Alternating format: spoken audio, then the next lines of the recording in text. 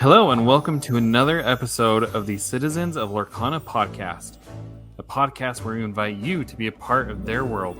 We're your hosts, Jared and James. Today, we are joined by someone who needs no introduction. We are thrilled to welcome Steadfast on today's episode. So without further ado, let's jump into the episode. Hey everyone, welcome to another week. Last week we had a chance to visit with Dan and Jim of Hobbies and Happiness, where we talked about, last minute thoughts about set 3, thoughts about set 2, all that stuff. So if you haven't had a chance to go listen to it, make sure to go back and listen to that. Today we are joined by a very special guest. You probably know him from YouTube. His name is Steadfast, aka Zach. Hey, welcome. Hello there. Thanks for having me. The pleasure is all ours. Trust me. We have been putting out a little schedule of our, upcoming podcast episodes, and there was a lot of excitement when people saw that you were hopping on the podcast. Oh yeah, that's fun. I really appreciate everybody for always sort of supporting me and across all kinds of stuff. And this is actually my first time being on a podcast ever. So what? Appreciate you guys having me on. So, well, that's cool. Yeah, that's kind of hard to believe. So we've been starting our podcast with a segment called Deck, Tech, and Specs. And I cannot wait to hear your answer. The new set comes out the day of this recording. So if you were going to locals this week and had all the cards you wanted, what are you taking? If I had any choice of any cards, I'd probably want to test out something with a legendary card, I guess. But I think the deck that I'm most excited about right now and that I've been trying a little bit is some pirate decks. So maybe the pirate decks, a lot of the versions I've been trying include locations. So Jim Hawkins would be the legendary in that instance. So maybe that. But man, there's so many different decks that I'm wanting to try out. So it's hard to pick. So many. Many decks. James is just in love with this Ruby Steel deck list that he's got going on. Mm-hmm. What inks are you running in your location pirate deck? Yeah, it's the same thing a lot of people are running, probably very similar. That Steel John Silver is just really good with locations, right? And he's a pirate. And I even like messing around with those little coconut pirates that reduce the lore. Oh, that'd be fun. They can rush in when they're played in the Jolly Roger. So anyways, just some fun stuff that's kind of new. It's like the deck that has the most new things in it. Locations, you can play them for free, alternate lore, and then lore destruction. So anyways, it just has a bunch of new stuff. I think that's what I'd be excited. It's not going to be the 535 puppies deck. Oh, no. Yeah, you would need a whole deck box to carry that. Well, yeah, I mean, it's only I'm counting the 99 on the 4 individual 99 puppy cards, so it's only like 150 cards, but it's still a lot. It is a lot, yeah. I when I saw that, I was like, because you posted that up on Twitter, and I'm like, wait a second, is he counting the 99 puppies that only has like 20 puppies actually pictured as 100? Says 99. Says 99. I guess you got to count it. Yeah. So where did 535 come from? I'm so curious. It's just like you count 99 times 4, and then you add the rest of the cards because they each have one puppy on them. Okay. And there's only like one alternate color. It's like all amber except for the sapphire Pluto. One Pluto. Yeah, but you could run Ruby. You could run Ruby Pongo. You could run Cerberus, and if you count his 3 heads, there's more puppies. And if you count Goofy, then you could add even more puppies. There you go. Typically, we like to ask what the good matchups are against it. I mean, obviously, we haven't had a chance to really play test these, but I'm curious, how do you think that this would match up against the dreaded Ruby Amethyst deck? Do you mean the as we know it?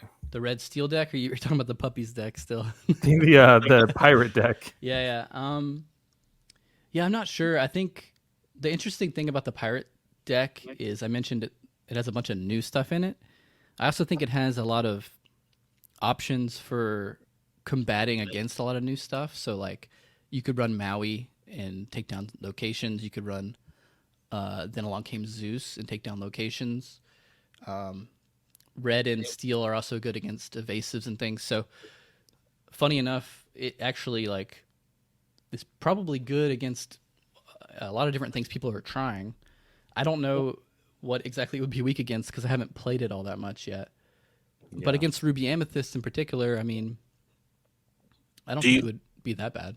I think what we're looking for, especially these first few weeks, is something that's going to go against like what everyone's like jazzed about, the like the thing that's getting all the pub, which is like the Relentless Beast and loop or the Jafar Whole New World. So basically anything with removal and I think a red Ruby Steel deck is the perfect answer to those, honestly. I mean, because those things are super easy to hype up in a bubble or in like a solitaire mindset. Mm-hmm. But the moment that, I mean, Then Along Came Zeus does 5 damage, and I believe Jafar has 5 willpower. So I mean, that card alone takes out those legendary characters and chunks into a lot of the great locations already. So yeah, because you just need that in one character, and most locations are gone. All locations are gone for the right character. I think it's fun that those like turn 1 kill combos are being hyped up, but I don't think they're quite as foreboding as people might originally think. You know what I mean? Yeah, it's that whole thing where it's great if you can do it, but can you do it every game? Exactly. Yeah. All right. So everyone, I think, would know about you from your YouTube channel. So take us back to the beginning, and when did you first become interested in Lorcana, and then, what drew you to it? Yeah, so Lorcana. So basically, I'm a big board game player, a big tabletop game player, and I'm a big video game player. But in particular, with the tabletop stuff, I think at some point I found Lorcana on BGG, which is Board Game Geek. For those who don't know, it's like the IMDb of board games, if you're unfamiliar. But I think I found it because I was looking at other Disney card games, because I'm also a big Disney fan. I typically go to Disney World once a year if I can. And I live in California near Disneyland, so I'm a big Disney fan of the movies and the parks. And I think there's like this Disney card game you could play inside the Disney parks. And I was like looking it up because I wanted to check it out. And I remember stumbling upon Lorcana, and this is shortly after it was announced, but before D23 or anything like that. And that's when I kind of got interested in it. And, I collect Pokemon, and I've played Pokemon, Magic, Yu-Gi-Oh!, but not competitively or anything like that. So I wasn't too sure how much I would be like super into Lorcana, but man, I just kind of fell in love with the really solid design of it from the get-go, and the Disney IP definitely helped. So yeah, I started following it, but I didn't really make content or even jump into it seriously until like the weekend it launched, really.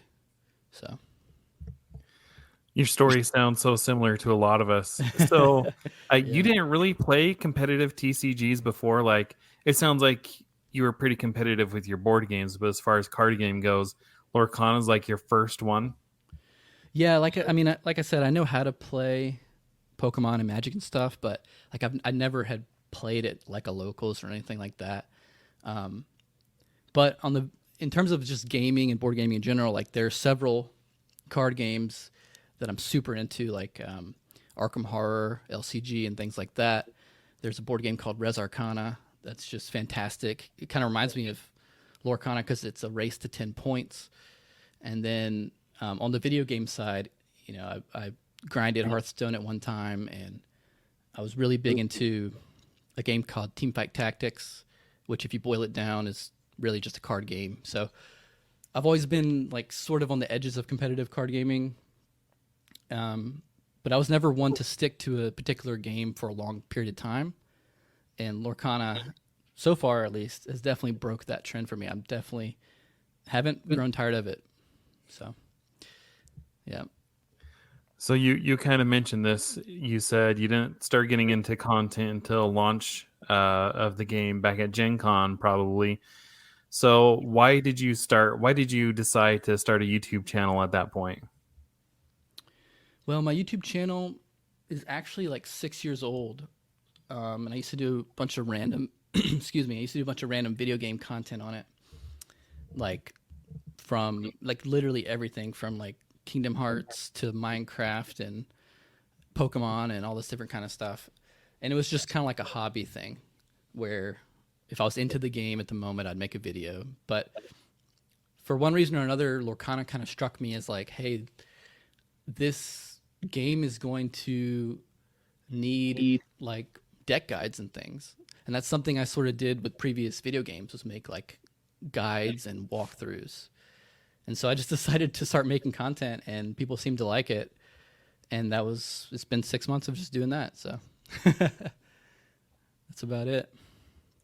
It's like one of the things I enjoy about your videos is just how calm you are. It's like you're just like, your voice is very soothing, which is something that you know a lot of people, you know, when you think about like YouTube, it's like everyone's like, you know, the algorithm and get the hits, and it's like it just feels like there's just all this excitement, and it's just nice for you to just like patiently talk through all of your deck guides. It's like, this is what happens, this is what you do, this is why you do it.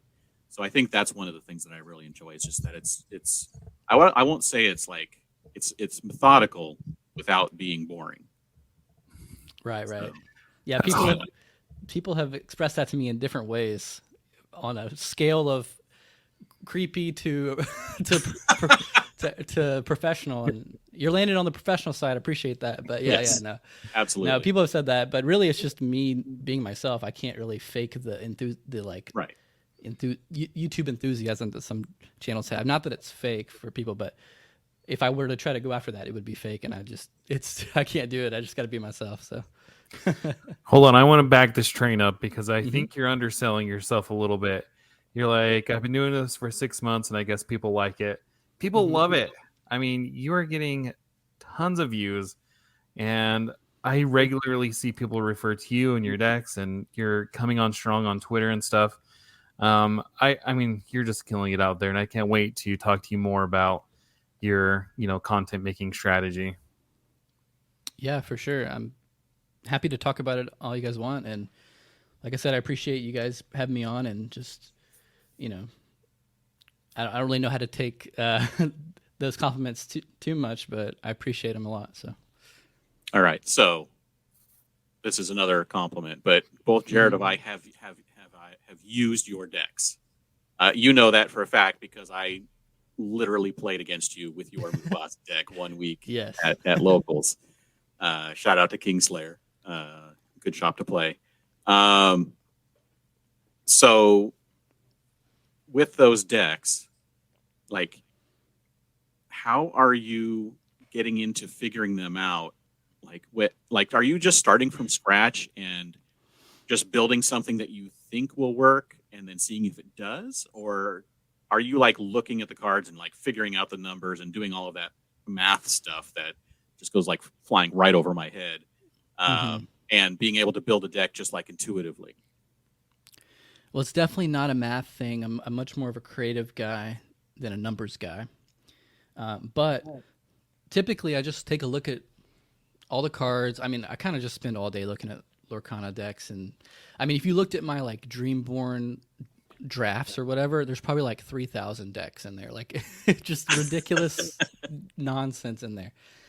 No, but typically I'll have an idea, like the Mufasa deck. Like, I was just like, man, this Mufasa card sounds so awesome. Like, when they first revealed it, what's the best characters that can summon off the top? And then, I know that green Mufasa is fun and blue Fasa is fun, but the red characters are just so good when you throw them off the top. So I just started building it out, and then I won't claim that one as an original idea. There's a bunch of people working on Amber Ruby at the same time, and so I typically run it myself with what I think's good, and then compare it to other people's lists, and then just kind of build the best version I can over a week or so.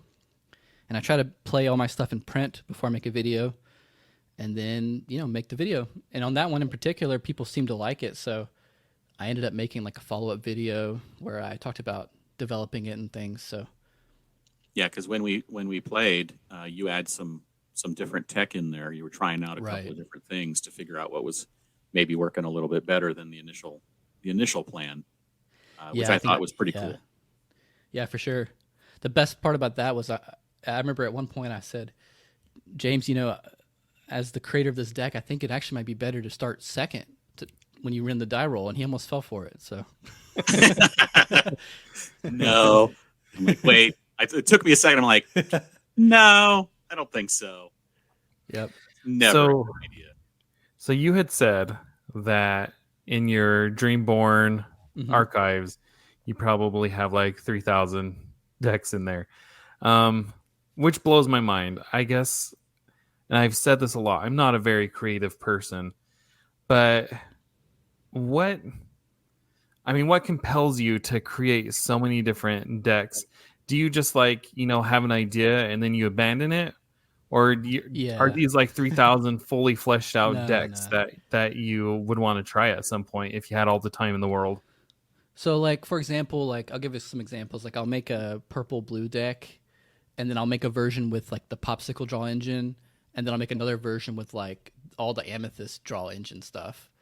And then I'll like kind of like think about it, and then maybe make a final version, and then like try it out or whatever. Or like when I was prepping for a tournament with a certain deck, I'll make a few different versions because I'm taking out one of this, adding one of that, but I don't want to forget it if I want to go back to the original version or whatever. So, excuse me. So anyways, it all adds up to where there's just a bunch of garbage in there, but yeah. And then I typically, you can make them private or whatever, and I just make them go live whenever I make a video about the deck, and it's actually like a thought out list. So that's kind of how it works. It's kind of like a sketch pad, I guess. Yeah, all my decks are private too. I don't want people seeing my thought process and my junk that I make. Seriously. well, all my stuff is junk. Oh man. So moving on here, I saw you post on Twitter that you've been your store's champ, and I don't think this is Kingslayer. I think it's a different one. But it was your store's champ for 3 straight 5-week cycle.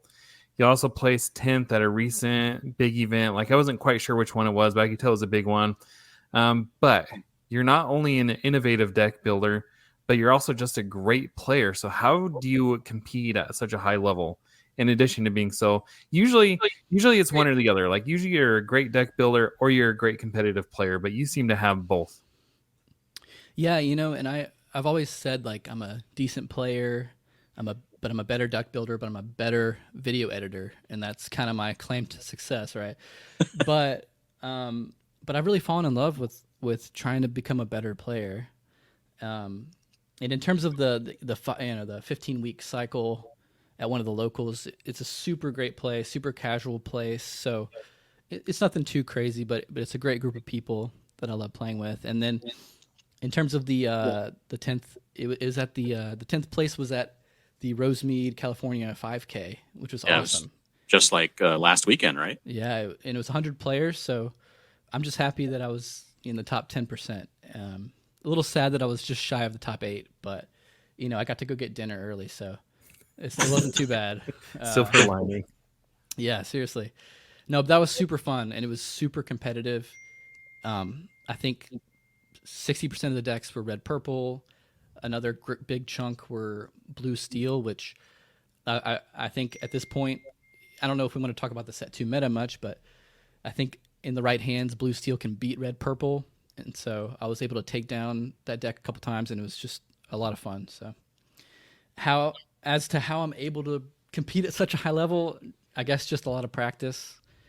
And I just really just, like I said, I don't get tired of playing Lorcana. So like I got home from that event and I was like, dang, I kind of want to play some more. So as long as that keeps going, I guess I'll keep competing.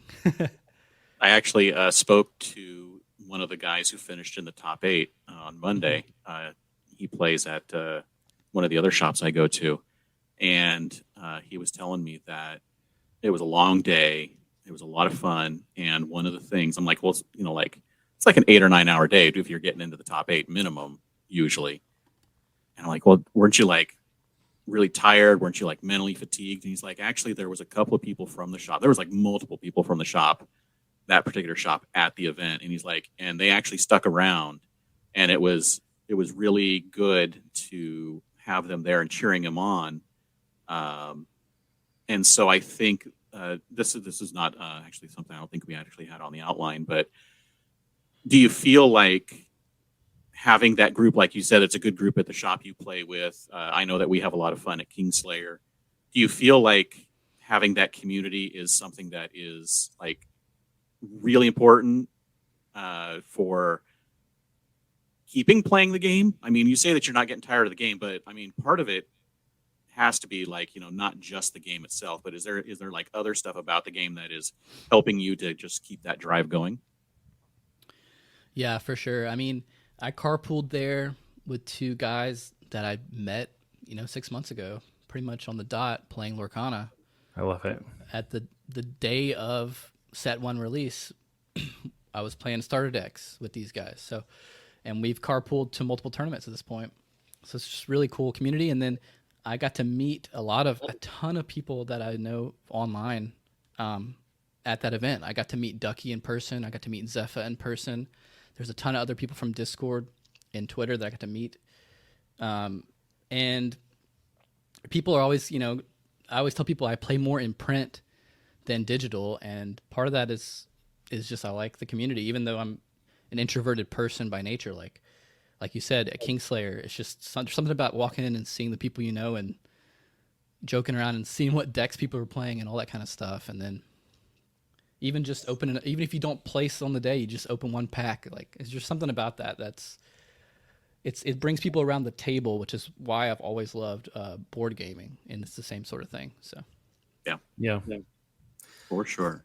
So I wanted to ask you too, because I mean, it's not just that you're creating decks, and I mean, this is like your real first TCG, which it is mine too. But you and James both have had better success than me. So when you're playing, like at the end of the game, are you evaluating what you did, or what's the process? What's the iteration of you getting better? Is it just the amount of reps that you're putting in, or is there a process you're going through to up your game every time you play? Before he answers, let me say this. At Kingslayer one day, after, or like either in between rounds or at the end of the night when we were waiting for a game to finish to wait for prizing, you and was it Eric? I don't know if Eric was involved, but I can't remember the guy's name. But you guys, there was at least 2 of you, maybe 3 of you, were sitting there talking about decks and like moving like 1 or 2 cards for this like very specific purpose of like, does Peter Pan's shadow belong or not? Do crabs belong or not? And just like really getting into the nitty gritty of a deck. And I know that's one thing that you do, but now you can talk about some of the other things you do about like after a game and what your process is. No, that's actually a good example of something I was going to say. That I believe I was talking to Eric, and I was talking to a guy named Mike, who's a local player, and he's one of the best red purple players that I know. And so when he makes a decision, I'm asking him about it. And that's one thing that I do to learn is learn from good players and your friends and things like that. But I think in terms of one of the best tools for me, I know we're talking about in print, but in digital games, I love watching my replays. There's so much you can learn from watching your replay. You're like, dang, why did I do that? Things like that. And so ask a player that knows what they're doing after the game, like, hey, did I make any mistakes that you noticed there? And people have asked me that a lot, and I didn't realize like that was something you could ask somebody else, but I'm going to need it. I want to start implementing that myself, because we're playing this game together. We might as well, help each other out to become better players. But yeah, I don't know. Like I said, I'm not a numbers guy, so it's hard for me to like sit there and think about like my probability or anything like that. I just kind of go with it and sort of have to review it later, I guess. I don't know how to answer it other than that. That gives me a lot of hope, because I'm good at math. I am a kind of a numbers guy, but not in this. I am a flying by the seat of my pants. This feels like the right thing to do kind of a play. And obviously, I do take instruction, I guess, and watch videos and say, okay, this is like the turn 1, 2, 3. This is the best move. This is the right times to play these particular cards. But in general, I don't think I really think about like, I don't sit there and count like how much lore is on. I forget sometimes that even like how much lore is ever on the table, and I'm just playing. And like, oh, and it's at 20 now. Great. Yep. I think that in that regard, that's something I've been improving on a lot lately, especially preparing for that 5K. Is really thinking about what can my opponent do here with their lore. How would I respond if I was them playing their deck? So part of it is practicing every type of deck. I think there's definitely something to practicing one deck and being like a one-trick pony. You become the master of that deck, but then also splashing in other decks that you expect to encounter.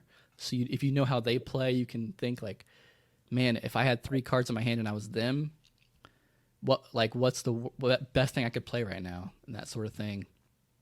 And then just going over small mistakes. Like one of the big mistakes I make and a lot of players make is like inking things when 2 turns from now, if you draw uninkable cards, you're going to be screwed. And so you should have saved that for ink and things like that. So just small things like that have really helped me, especially lately, because a lot of my focus has been on that 5K tournament. So yeah, I don't know if that answered the question, but that's a great answer. Thank you. So let's change gears here. Yep. So when this episode drops, set 3 will actually be out. And we talked a little bit about it in, what deck you take, but we just wanted to kind of get what your initial impressions of the set are here at the outset. Yeah, I guess my initial impressions, really, I mean, I'm excited about all the new characters, all the new art. I think that's my first impression, just the looking at the set. I think competitively, it seems to me like the best decks in the format are just going to get more tools to work with. But I'm hopeful that other decks will be able to rise up a bit to match them. And so I think that's pretty exciting. And like I said, I'm the type of guy to make just 100 different random decks to test stuff out. So I'm just excited to try out pirates and titans and all these different kind of things that are new to the game. So locations. So I'm just excited that there's more content, It's kind of like when people ask me about like people, this is off topic, but like people ask me about Rings of Power as a Lord of the Rings fan. And do you like it or not? It's like, well, I'm just happy we have more stuff to watch. I'm just happy we have more stuff to work with. So we'll see how good it is, I guess, after a while, but it's just fun that we have more cards. So I'm excited. Is there a particular card that you are eyeing as like the Mufasa of this set, where you're like, I think that people are just going to be like, oh, that's a cool card, and then let's set it aside and won't get any love, but you think that maybe will get used? I think or should everybody's focused right now on the flashy combos and the legendaries like Jafar and the Swamp Beast combo and things like that. But I think there's a lot of like kind of subtle, unassuming cards that are pretty good. Like the first one that comes to mind would be like the Steel Mr. Smee. He costs 2, and he's like a 3/3 with 2 lore. And it's like, that sounds pretty good. Like that's a meta mem snake that doesn't have to bounce something. And he quests for 2, and even if I think he has a downside where he takes a damage each turn that you don't have a captain. But even if you don't play Hook on turn 1 into Smee, I mean, he's going to quest for 2, and they're going to attack in and probably get banished if it's an early character. So anyways, stuff like that. It's like nobody's really talking about that, but it seems like I feel like he's a new staple for any steel deck. So does he? Let me, because I think that what is the Maui's island? What's the cost? Two cost, or is it 1? I think it's a 1 or 2, and you mean the movement cost or the cost? No, the resist on it, because if Mr. Smee takes damage, but he has +1 resist from the location, he won't take it. Yeah, exactly. Yes. But even if you take, let's say you have them out and you quest twice and they don't deal with it, you have 2 damage. Well, if you're on Amber, you just play Rapunzel. I mean, there's a lot of different things that he unlocks, and he's just like an uncommon 2-cost inkable character. It's like those are the things I get excited about. Like, I mean, think about Surfer Mini. You play her out in turn 3, and if she's around for 4 turns, you win the game. Like, so small cards like that are kind of more hype than people think at first, I think. No, I think you hit the nail on the head there when you said it unlocks certain things. That's what I'm most excited for with this set. It really feels like it's unlocking a lot more possibilities for decks and different win conditions. I mean, James knows that I'm a Sapphire player at heart, and he knows how distressful this set reveal was for me. But once Grammatala came out, I know she's a legendary that everybody's hyped about, but it's just like in my limited deck building brain capacity, I was like, oh my gosh, I see a deck there with ramping. Whereas before it was like a fun to have, but it wasn't something that really won the game for you, except for maybe in blue steel. But Grammatala actually makes ramp a viable option now, it seems, and that's just one example of the possibilities that are unlocked with set 3. Yeah, for sure. I mean, we saw how powerful alternate lore gathering with like Goat is, and Grammatala, I mean, it's definitely in the flavor of Sapphire, but it's the same sort of thing. Like, I can gain lore by not necessarily by questing. So, yeah, she's exciting. What do you think about locations? Again, it sounds like you're pretty high on locations already with that pirate deck you were talking about. But how do you think they impact the game? Do you think they're just a gimmick, or do you think it's a legitimate addition to the game? I think my initial reactions are that they're pretty powerful. If you put out if it was a 1-cost character that with 0 attack that had 6 health or whatever, and it just had to stay sideways is what it had printed on the card, but it gained lore every turn, it'd be popular. So that's what locations are, And I think about how strong cards like Spellbook can be, but it's like a 3-cost +1 each turn uninkable card, right?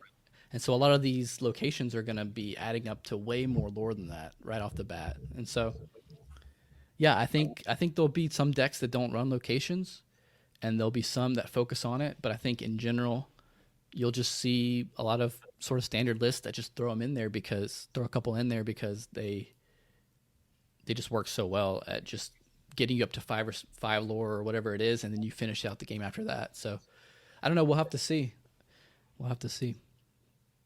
Have you really looked into the mechanics of the locations and some of the possibilities that they're bringing to the game? Or like, are you doing some testing, like figuring out what their best use is? Because I mean, right now I feel like locations, when we first saw them, everyone's like, they're expensive.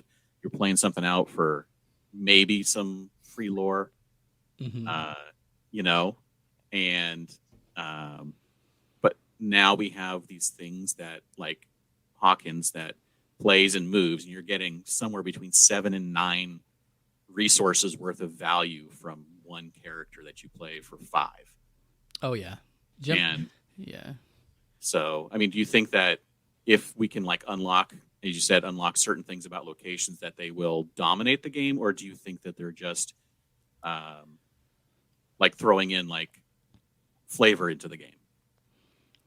I mean, my initial reaction is that Jim Hawkins in particular is really, really, really good. And so he just by nature makes locations in Ruby really good.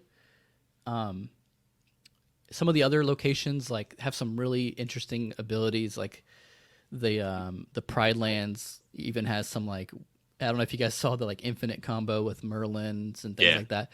Like they have some interesting things that are fun, but like compared to Jim Hawkins, it's like you spend 5 and then you start gaining like 4 lore a turn, questing him evasive starting on the next turn or whatever. It's like, that's insane. Like, so I don't know. I have a feeling that some of the colors like red might just run away with locations and be really good, and then we might see other cards like the blue locations not being as strong, just because I don't know if we need Bell's House, for example, to play items cheaper.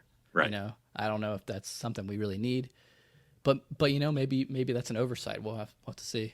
Maybe someone can crack that item deck. Finally. Yeah, sure. I think blue's already strong without that. You know what I mean? I think steel actually, I think maybe end up being the ink color where locations, you need to have it in order to make locations the important part of your deck because of the map. Oh, and right. The thing is that I don't know. I mean, I didn't realize this until like, was it yesterday when I messaged you, Jared? Like in the middle of the night. Yep. And I'm like, I finally figured out something about it. And it's like, there's no limits on moving. There is no limits on moving if you don't have to pay the resources. You can move a character as many times and in any way you want. So if you have 1 or 2 maps out to reduce your cost and your move cost is 2 on any of your locations, you can move them back and forth as many times as you want in a turn. And some of the things you can do, like if you're playing Amethyst Steel, if you have brooms, you move them over for free to the workshop, you get an extra lore, you quest, you move them back to Maui's Island, and now they have +1 resist and they're harder to take down. And you can do that with any combination in the steel plus whatever to keep moving them. Like if you're playing red Ruby Steel, you can play a card. It's a pirate, so it goes into Jolly Roger for free, rushes at something, and then you can move it. If there's a character already there for 1 and you just have 1 map out, it becomes free to move over to the RLS, and now it has evasive and can't be attacked back with that damage it has. So there's a lot of ways that we can use that map and make these locations actually work. And that was just like, that blew my mind when I figured that out last night. And I'm like, oh my God, I can't believe that locations are actually going to matter more than I thought. Yeah, we now are at a point where the characters are straight up waking up in the morning, going to work, and then returning on the same turn from one location to the other. You know, another card I think is being overlooked is the Ruby Hey Hey, that once per turn when he moves to location, each opponent loses 1 lore. Yeah. Like, if you think about combining them with Amber, you have Pride Lands to make them go for free. You play them out for free, and then you move them, and then you have other ways to play them out for free in Amber. So, anyways, that's another card I would keep my eye on. Is Hey Hey the anti-goat card? He might be. I think there's some ways to combine them in Amber, or even combine them in Purple. Start playing them out for free. So, and I think that it's going to be fun because we're going to be able to bring back cards like Heroic Outlaw, who now you don't have to necessarily shift him because he's going to get Rush from Jolly Roger, and it may be something that is late game is a good control card to get that lore reduction immediately by taking out something right away. Outlaw a pirate? No, but you can, if you have like a map out or you have the cost when you play him, you can move him to the Jolly Roger even with the cost. Right. It has Rush, and you don't have to pay a high cost like you used to with the White Rabbit's Pocket Watch. Yeah, it'll be like the Pocket Watch. The new Pocket Watch is potentially in red without having a splash in purple. Right. So you can have Steel, you can have some maps out, and he's free. And now he has Rush, and you don't have to telegraph your move with a lower Aladdin. And there's the 4 James lore. is cooking over there. Dude, James, he's going to destroy me next time we meet. No. No. All right. Okay, so with set 3 presumably much easier to acquire, we haven't been seeing sellouts. We have been seeing everyone being able to buy booster boxes for pre-orders and whatnot. And we have organized play officially announced, even though it's officially, we're getting more details in the next month or so. Do you think that we're going to see more and more players come to the game, or is it like basically mean, I don't think so, but do you think we've hit like the level we're going to be at? Yeah, I mean, both of those things you said, the easier to acquire products and the official play, they hit the two sort of major streams of audiences. I think making it more readily available is really super important for like more casual players or families to get into playing Lorcana, which is very important, especially for a Disney themed card game. Families should find this at Target or find it at even at like Downtown Disney or whatever it is, and get excited about it. But at the same time, the organized play hopefully will be a marketing source to prospect new competitive players. In terms of will it grow, for sure. I think Lorcana's going to undoubtedly grow new players. The thing is, will it be able to keep existing players at the same rate as it's growing? And I'm super hopeful for that, for sure. And hopefully the organized play just ends up being a slam dunk, and it gets people excited about playing and improving, and gets people excited for the future sets. Because as long as those keep rolling out and doing well, I don't think Lorcana will go anywhere anytime soon. So I've said that probably a million times. I really hope the organized play goes off without a hitch. I hope it's not like Gen Con where it's like, that was amazing, but blah, blah, blah. Like, I hope people are just like, that was amazing, and I can't wait to go again next year. But I look at these other card games that have been out a while longer. Like when One Piece had their first Worlds or whatever, it sold out within minutes, and there's 2,500 players. And I would love to see the day when Lorcana has that kind of demand. I think that'd be really neat. Also a logistical nightmare. I can't imagine that. But I'm reaching for the stars here. I heard horror stories about the organization of that event too, up in LA. I bet. But yeah, no, that sounds super exciting. I mean, honestly, I haven't even looked much into the like organized play, so I can't.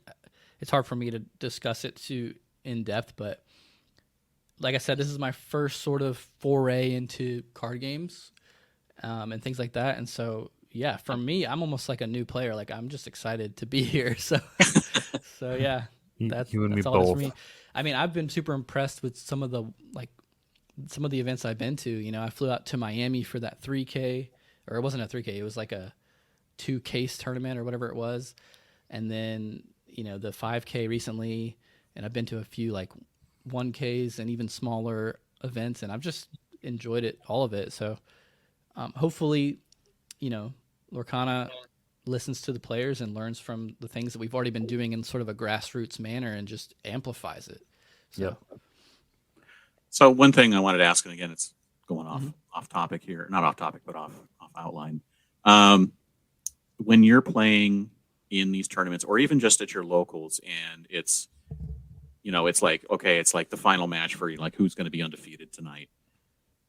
Are there things that you do before, during, or of the game that help you to stay focused or to make sure you don't panic or anything like that? Like, what are some of the things maybe that are your gameplay things that you do to make sure that you stay on target?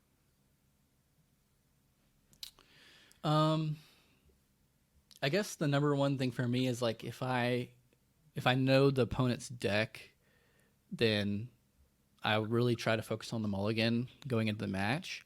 But in terms of like before the match even begins, like I think for me the number one thing is just to not switch into autopilot mode, if that makes sense. Like I have to actively fight back against like just I'm going to play my turn 1, turn 2, turn 3, like that I think is the current most optimal.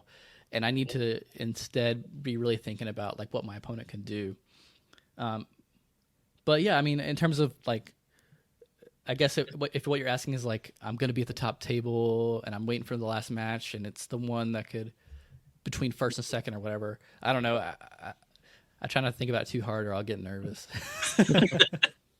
Well, I was at, like I said, I was playing Monday night, and in like at the end of one of the matches, we were in game 3, and we were running long. We were almost up on time, and like halfway through the game, and almost everyone else had finished. So we had a crowd of like 10 people around the table.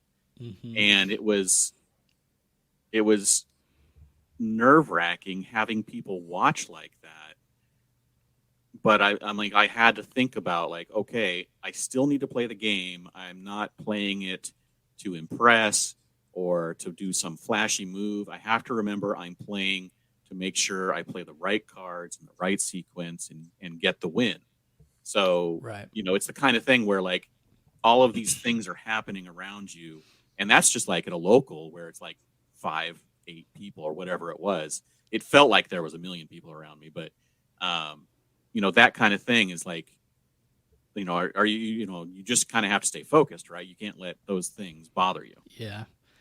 At the 5K, I started off 4-0, and then, which I don't think I've done that before at a big event.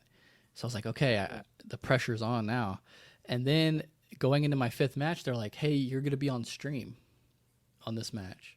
So, and of course, that's the match I lost, and it was against an aggro deck. So I lost in in the best of 3, both of the first 2 matches, 2-0, combine the number of turns together. I probably lost in like 30 turns. So I was like, dang, of course I lose, on the live stream after I was undefeated, but it just happens and you just got to get past it, I guess. I mean, luckily that guy went on to get like 4th or something. So it makes me feel a little better, but, but yeah, it's like, I don't know where this live stream is. I don't know who's watching it, or if this is their first time watching me play competitively. They just think I'm like a deck builder. So they're like, of course this guy is losing or whatever. You never know what people are thinking. So yeah, you just got to push it out of your head and just focus on the game. So that's what I tried to do. It didn't work, I guess. 10th is still pretty good. Yeah. Out of 100, yeah. I'd be very happy with 10th out of 100. I mean, I'd be ecstatic. Yeah, no, I'm super happy. So, all right. So, one thing we always ask fellow content creators is what piece of advice they'd give to fellow or aspiring content creators. What would your advice be?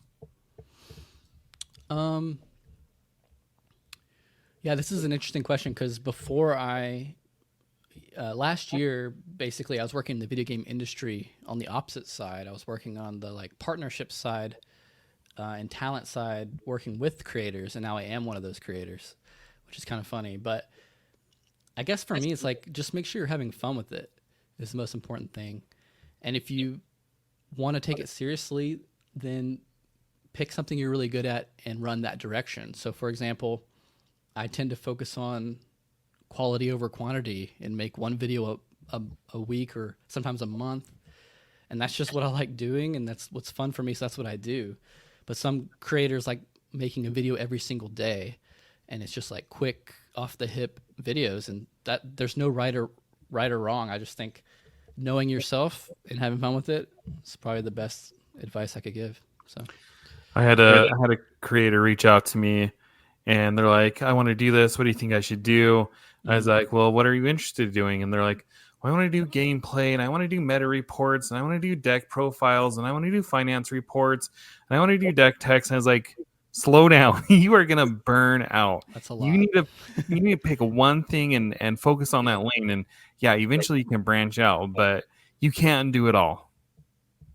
Yeah. I mean, because people have asked me about, tournament reports and people have asked me about podcasts, and I'm like, I already do a lot, and I don't even make videos at the rate that I would like. So I'm just gonna keep focusing on this. I love it. Thank you for sharing that. Yeah. So we have some listener questions here, and if you want to get some listener questions in, you can go to the Citizens of Lorcana Discord. Here's our shameless little plug there, and we have a whole section that's called podcast questions. So here we go. Our first question comes from our good friend Fergus. He says, in your opinion, what is the biggest dud card of any set? That's the first part of his question. Okay. Do you want me to answer that first? Let's see. Probably just off the top of my head, the Jumba card from set 1, because I think he's like a 5-cost, 5/5 something or other. 4/5. 4. Yeah, it's like there's like 5 other cards that are just him, but have one extra strength or one extra lore, and he's like a rare, I think. So, yeah, I think he just is missing like several different things before he'd become playable. I'm so glad you didn't say Gantu because I was going to say he's gone to adjacent though. Yeah, I guess so. Okay, so we asked this one already. The next part of the question was, what card do you think is a sleeper or underrated card in set 3? So the last part of his question is, what IP or franchise do you want to see, or is it already in the game?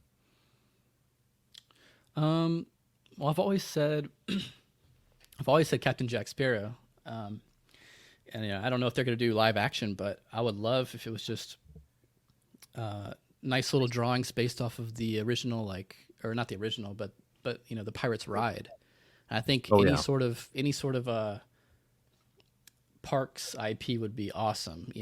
Figment, Orange Bird, you name it. Like, I think any of that stuff would be just incredible. And even locations, Big Thunder Mountain, Haunted Mansion, Hitchhiking Ghosts, you name it. Anything from the parks, I'd be super hyped about. Yeah, you thought 99 puppies was a thing. What about 999 ghosts? Exactly. There's always room for one more. I love that answer. That could be an action card right there. There's always room for one more. And it's ink the top card of your opponent's deck into your inkwell. Oh, okay. Just remember which one it is to give it back. Yeah. Okay, so this next question comes from a user named Rodian. And you actually answered this first part already. He asked, how many decks do you typically keep saved in Dreamborn, Lorcana official app, or wherever you keep them?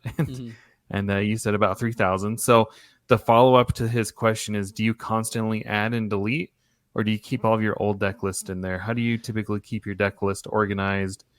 And what's your process for purging? There's a lot in there. So first part is, do you add and delete, or do you keep them all?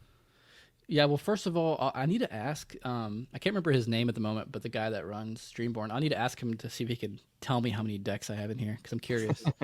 But his name's George. Surreal. Yeah, I'll have to ask him. But I used to go through and purge because I wanted like a really nice, neat list of only good decks, but then I just quickly moved past that. And if it's not, honestly, one reason why there's so many is if I can't find it in like 3 scrolls, I'll just remake the deck. So it's really messy, and which is not normally what I'm usually like super organized, but I don't know. That's just how I'm rolling with it right now. So. Okay. I think that answers that question. Yeah. Now, I do have just one question for you too that I wanted to ask you earlier, but I forgot. How'd you get the name Steadfast? How'd you come up with that? Oh yeah. So I had a couple different like screen names over the years. I think I heard the name. I think maybe like I saw the name somewhere or something like that. But basically what the story is I used to play a ton of League of Legends. There's countless hours and knowledge of League of Legends stuck in my brain that I can never get out. But anyways, in League of Legends, what happens is every like couple years, they'll purge like unused names. And so I was just going through like searching for like a cool name that was like one word and just memorable, and like Steadfast was available.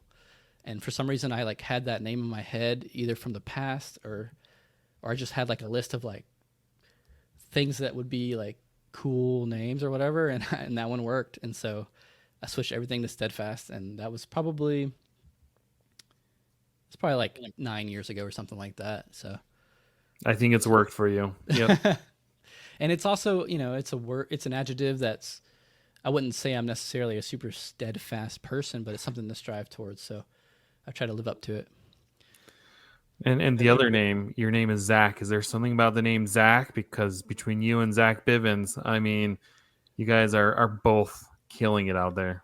Dude, I think there's like even more. There's like a couple other Zachs I've seen play like in top 8s and things. There's something about the name, I guess, draws us to Lorcana. I don't know. I don't even know if Zach Bivens knows that that's my name, but I should mention it to him. All right, James, shall we move into the ending segments? Sure. Let's do that. So we have no real news, right? The game's out today. When you hear this, the game is out. If you're hearing this in the future, The game came out. It's awesome. Oh yeah. And there are new cards because we had everything revealed. The app has been updated. One thing I noticed when I went and looked at it, I'm on iOS. I opened the app and all the cards were there except for locations. Same. So there is an update you have to download, and then you can see all the locations in the app. So if you're having any issues not seeing the locations only, update your app. I was beginning to feel like technical support there on Twitter for a while because so many people are like, you didn't update the locations. I'm like, update the app in your app store.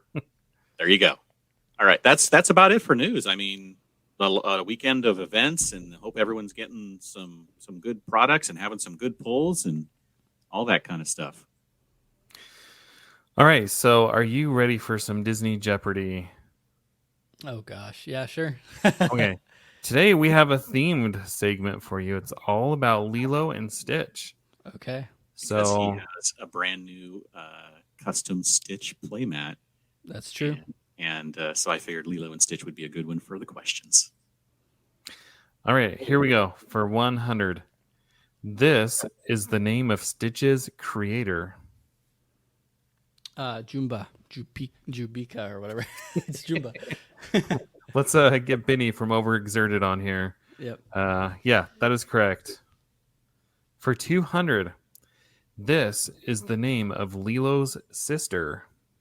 Nani. You are crushing it. Okay. For 300, this is Stitch's experiment number. 626. Yes, that is correct. Okay, for 400, this is the name of the Earth expert alien in Lilo and Stitch. It's Pleakley. Yeah, Pleakley is the answer. Okay, for 500, the most difficult question here. This is the number of arms Gantu has.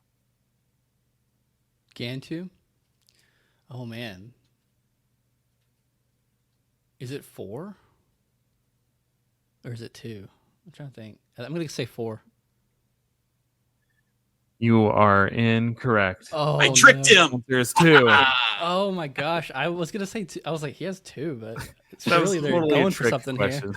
here. I thought it was, honestly, I had to go look at the picture. I'm like, how many is it again? Because I thought it was 4 at first. If it was 4, I was about to be like, let me go look at a picture because I don't remember that. But you did trick me. I was afraid. So to say I was like, you know what? I've been like accused of making the questions a little hard sometimes. So I'm like, let's make a bunch of easy questions and then a trick question. Yeah, it worked. Just doing a little bit of work here on my trivia this time. All right, that was awesome. Yeah. 4 out of 5. Again, Zach, we are so grateful you were able to hop on with us. It's been awesome. And we really appreciate you just like sharing so much with us. So if people want to find you, I know we talked about your YouTube channel, but if people want to find you and connect with you, where can they find you? Yep, you can search for Steadfast Lorcana on YouTube. And then through that, you can probably find my Discord and Twitter and stuff through all the links. And that's where you can find me. And hopefully by the time this goes up, I'll also have a little set 3 review up. We'll see if I can get it out in time. But at the very least, I'll be playing set 3 because I have a midnight sealed event on Thursday night. So Nice. So I'll be playing. Let's go. Yeah. And honestly, if you have not subscribed to Steadfast on YouTube, go check him out. You'll only become a better player for watching the videos, because like James said, the thing that I appreciate about your videos is you like walk through and you're like, this is why this is in here. This is why, this is what I do under this scenario. And just having that thought process that goes into like the deck, for me, that's super helpful. So, okay. So if you liked what you heard, you can subscribe to us on YouTube. You can follow us on the podcasting platform of your choice. Again, here's another shameless plug for the Citizens of Lorcana Discord. If you haven't joined, make sure to go check it out. And you can find me on the website formerly known as Twitter at Citizens of Lorcana. And James, where can they find you? You can find me everywhere at Dan Regal. And thank you all for listening. And we'll see you next time. Enjoy set 3.